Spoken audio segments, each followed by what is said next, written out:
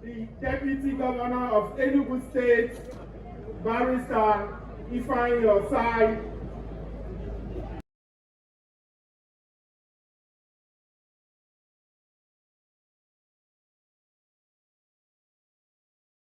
State, our father, our leader, His Excellency Senator Jim Ifeanyi Chukwu Nwobodo, and his amiable wife, Her Excellency Lady Pat Nwobodo. The Speaker, Enugu State House of Assembly, members of the National Assembly here, both serving and former, the Chairman of the House of Representatives, Caucus of Southeast, Right Honorable Nnolim Nnaji, and indeed other members of the House of Representatives that are here, the Chief Judge of Enugu State, the President of Enugu State Customary Court of Appeal, the PDP Chairman Enugu State, the immediate former Deputy Governor of Enugu State, the former Deputy Governors of Enugu State, the Chairman of Atlas Oranto Petroleum, our own benevolent Ato Engineer Ato Eze,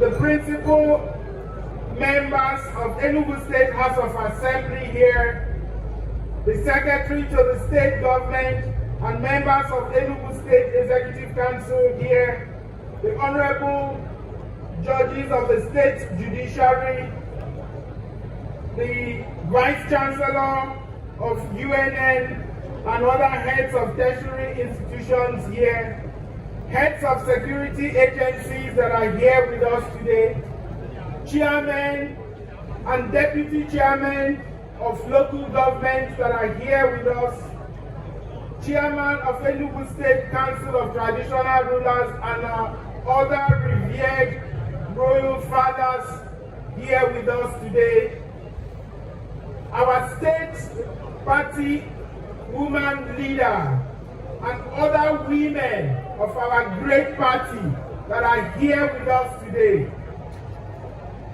the clergy here with us today, heads of commissions, boards, agencies, parastatals, captains of industry, top government functionaries here with us, gentlemen of the press, ladies and gentlemen.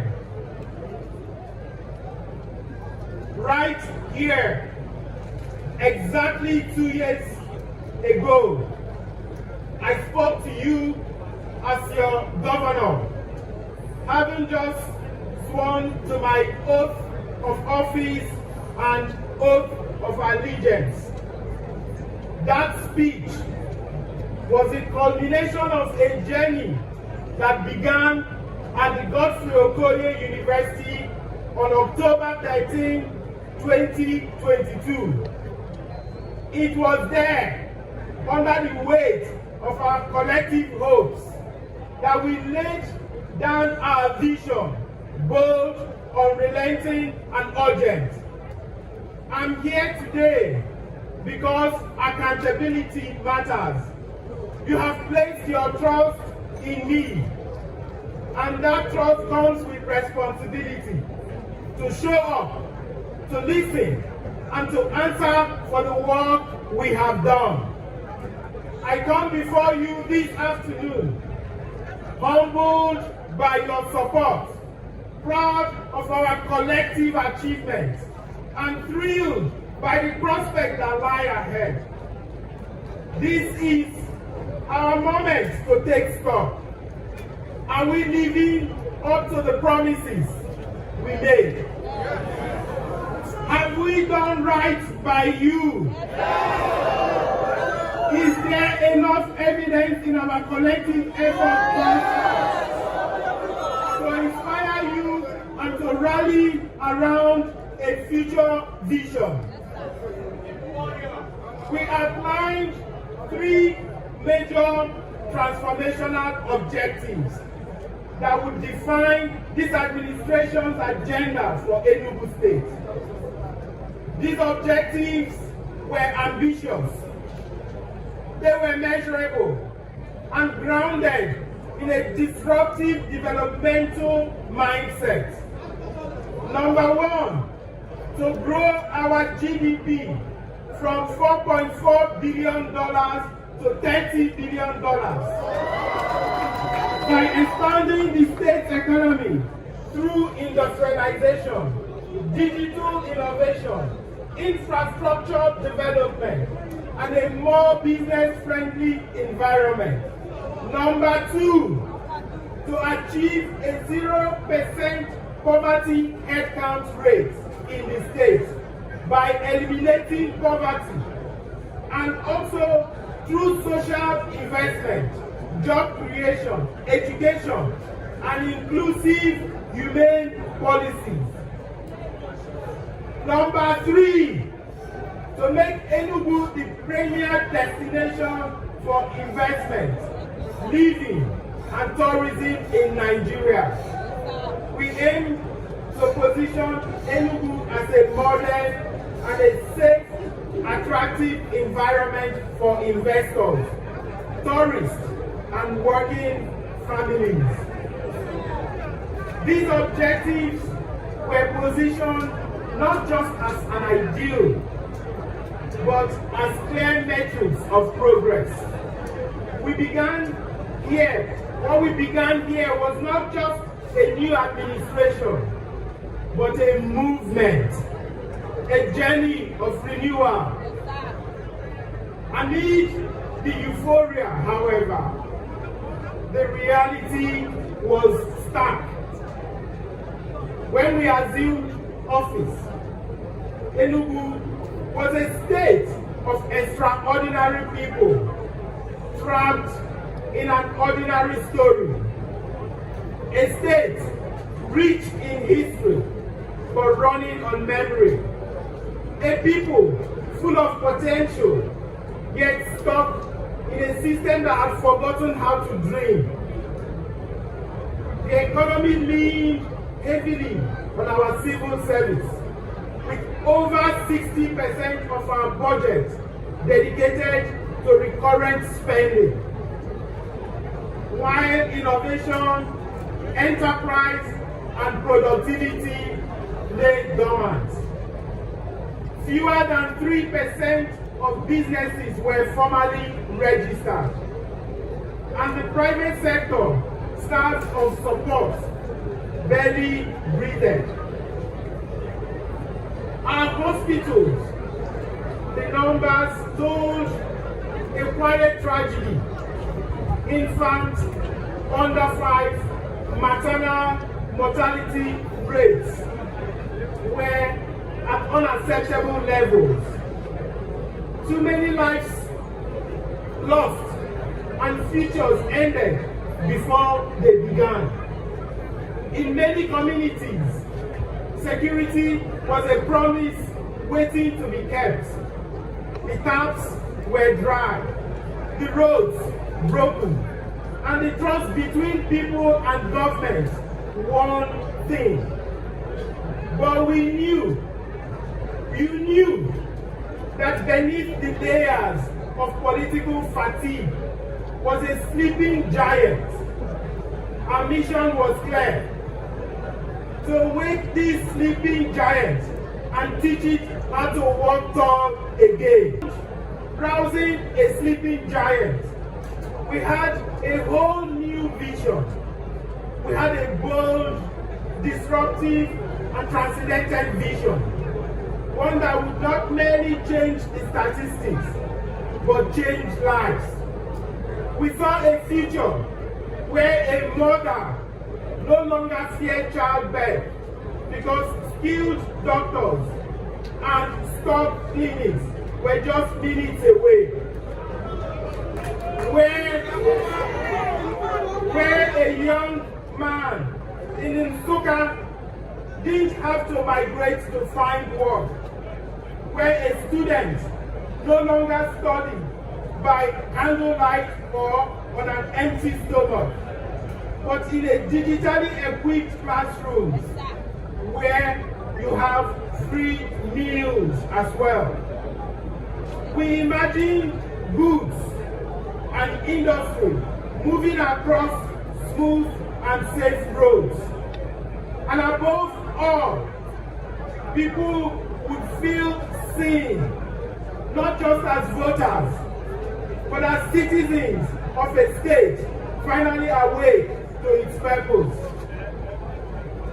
Some people thought we weren't the ones to manage this kind of transformation, that we spoke too boldly, moved too fast, or dared too much. There were whispers that it was business as usual. Was this another government dressed in new suits, driven by old habits?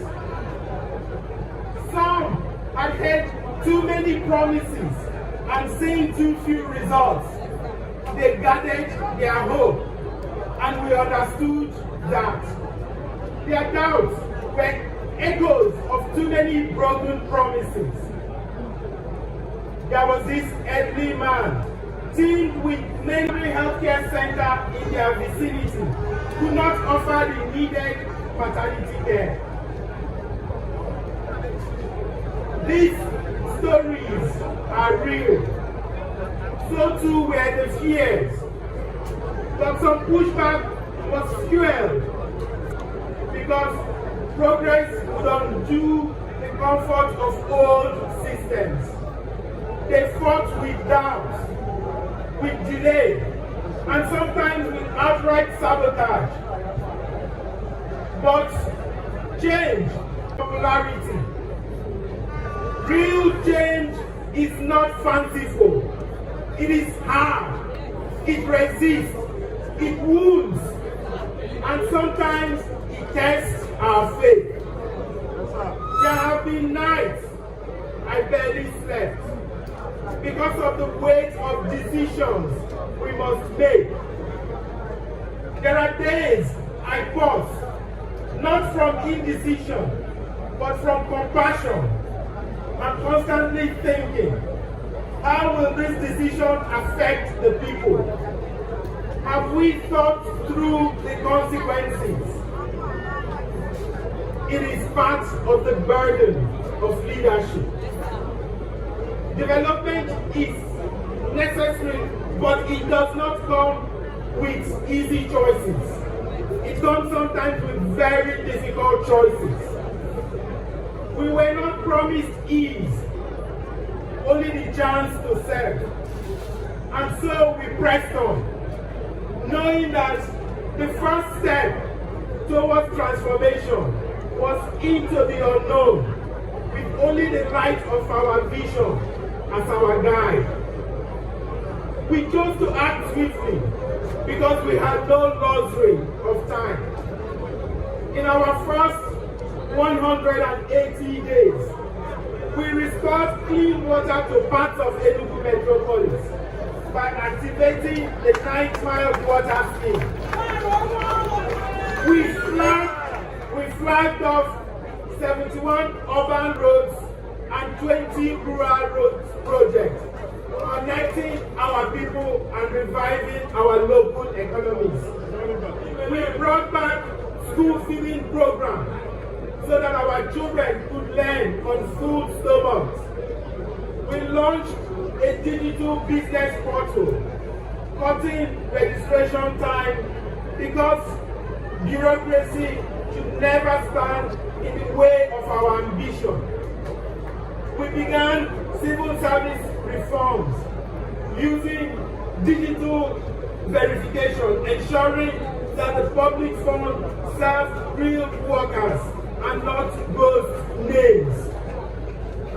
And because security is the foundation of every promise, we deployed a distress response squad and installed an AI-embedded security surveillance system that has now helped reduce urban crime by up to 80%.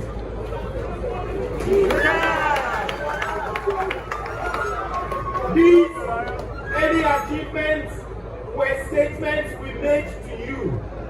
They sent a strong message that we're serious about delivering on our mandate.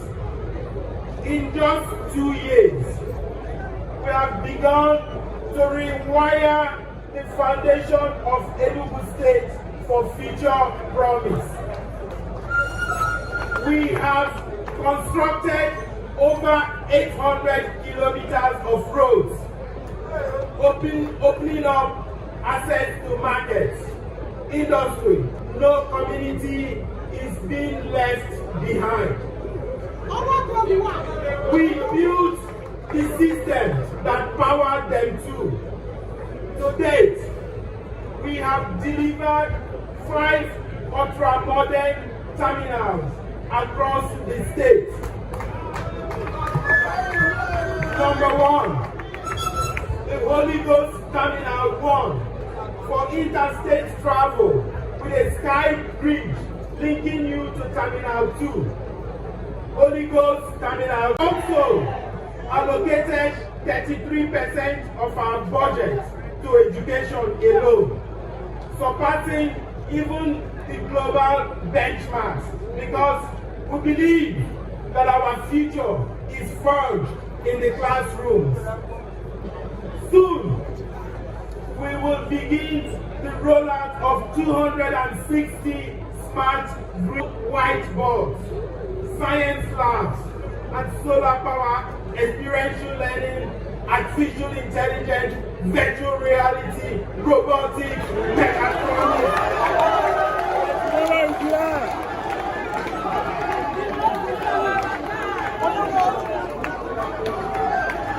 These spaces, learning how to create the opportunities.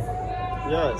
Alongside this, we are building 260 primary healthcare centers across the entire state. Every ward must have a primary healthcare center. Each of the healthcare centers is designed and equipped with solar panel staff quarter. Our cargo, we also now have a provision where we're also doing a very distinguished things in our transportation sector. Our cargo terminal will soon be ready. The international wing of our airport will soon become operational. That way, we can move cargo from Enugu here across the entire world.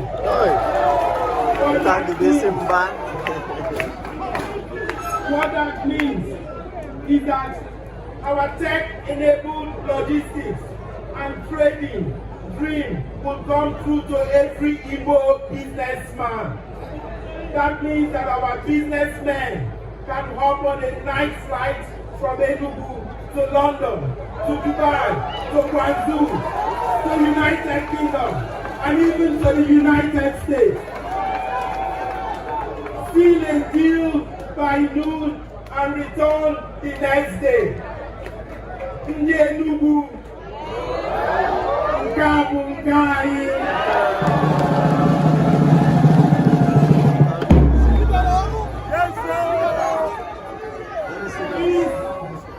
This is the spirit of 042. Yes, sir.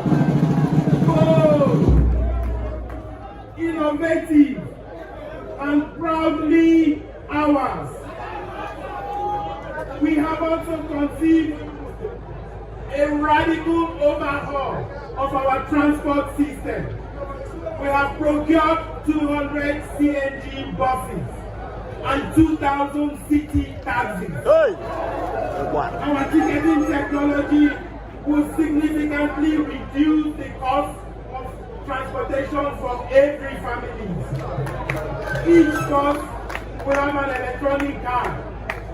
You can purchase your electronic card, and that card will suffice for you to take a trip for the whole day. So you don't need to buy your ticket each time you travel. Just by one card, you are able to take multiple trips.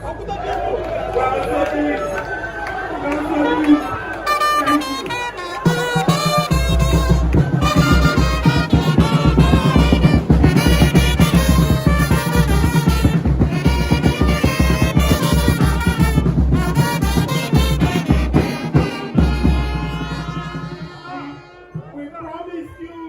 That we're going to have 3 million visitors to Enugu, and we know that we cannot wish that into existence.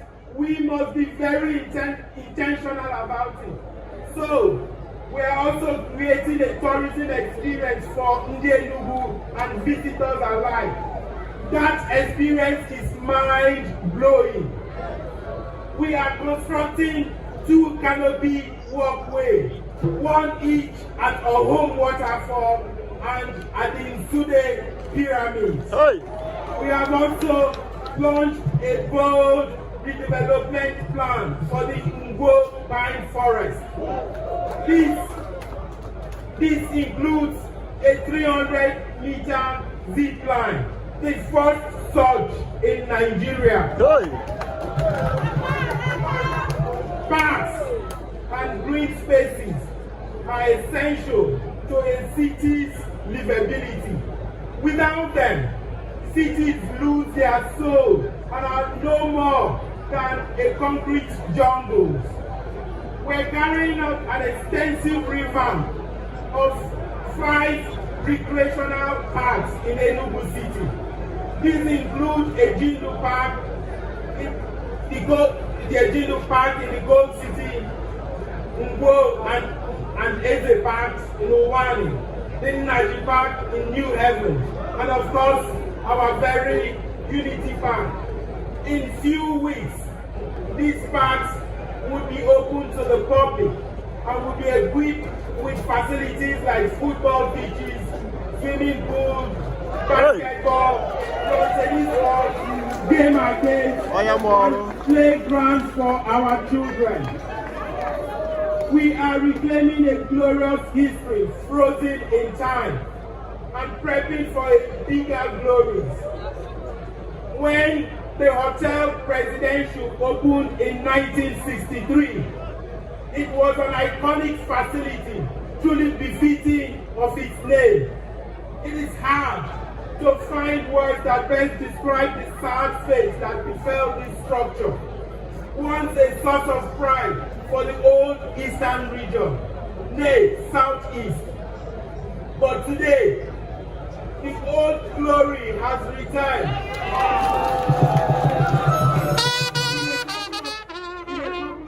In a couple of weeks, the revamped Hotel Presidential will regain its prideful pride of place in the hospitality space.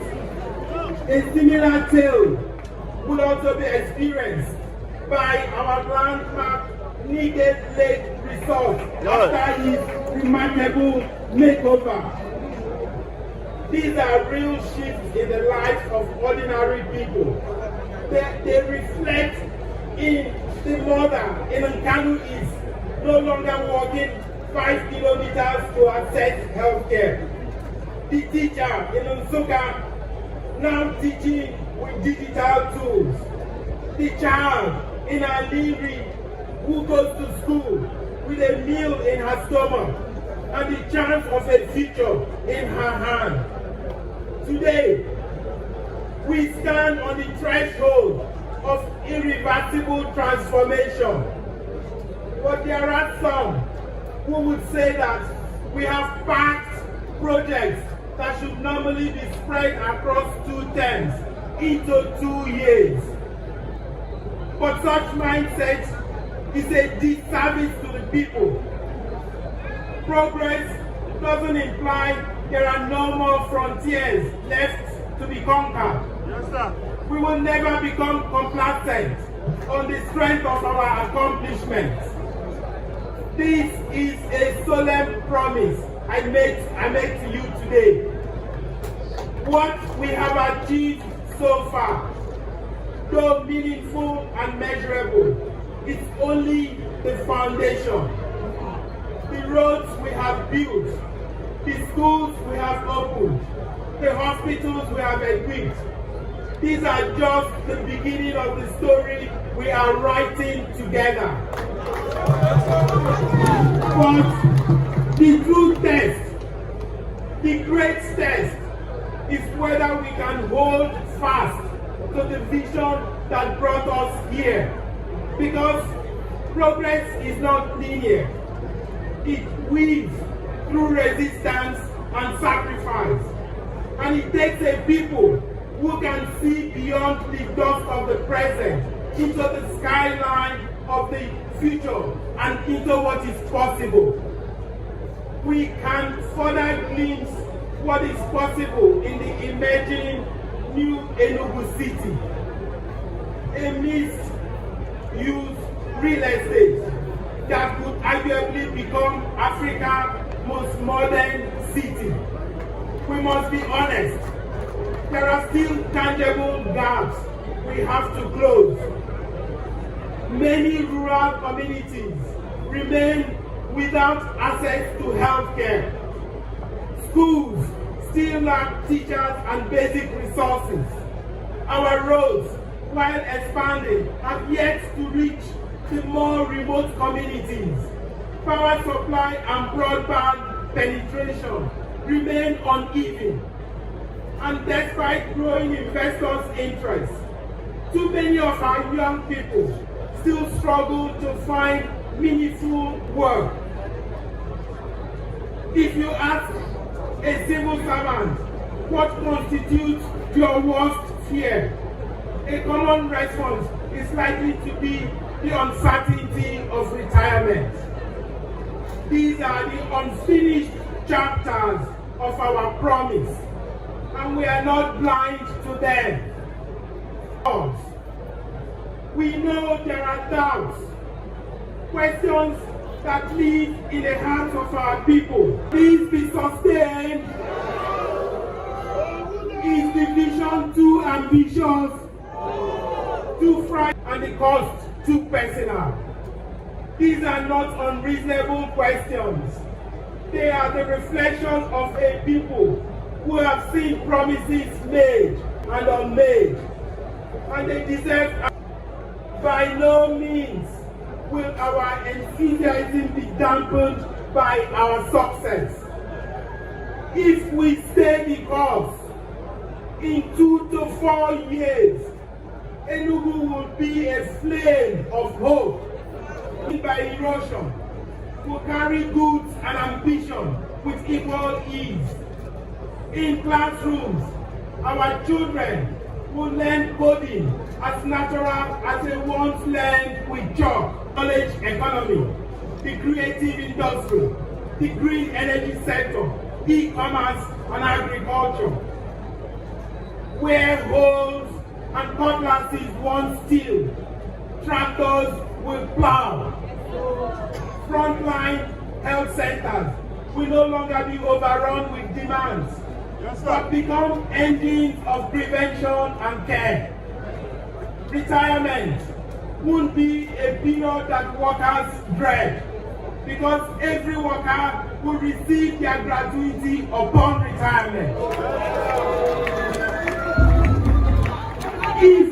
If we endure, if we finish this journey, Enugu will not simply be changed, it will be reborn.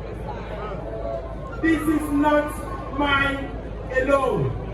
This vision is not mine alone. It is yours to realize, yours to defend, and yours to demand. The road ahead is steep, but it is ours. So I call on you, citizens, civil servants, entrepreneurs, Yes. artisans, Yes. students, Yes. mothers, fathers, daughters, sons of Enugu. Let us finish this journey. With love, with courage, with unshakable faith in what we say.